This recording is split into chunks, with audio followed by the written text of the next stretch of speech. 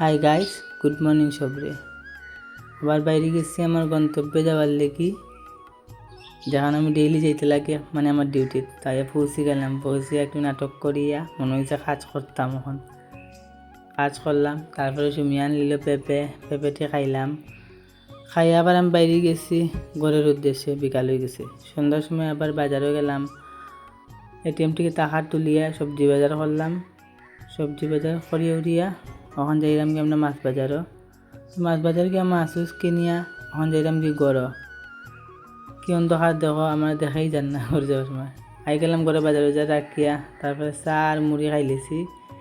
বৌদিরে নিয়ে একটু মুড়ি দিছি, বলছে খাও নেও তুমি। তারপর আমার বাগনির তারা গড়াইয়া আমার বাগনিরে পড়াইলাম একটু সময়। তারপরে তারা রায়নার মধ্যে একটু নাটক করিয়া গড়াইলাম। মাইয়া থেকে মায়ে ভাত বাড়িলেছেন, আর এখন আমি ভাত খাইতাম।